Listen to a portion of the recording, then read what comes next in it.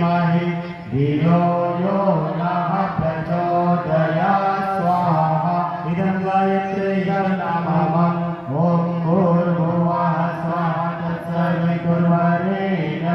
भर्गो देवस्य धीमहि धियो यो नः प्रचोदयात् स्वाहा इदं गायत्र्यै नमः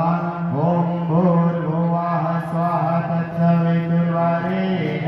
भर्गो देवस्य धीमहि धियो यो नः प्रचोदयात् स्वाहा इदं गायत्र्यै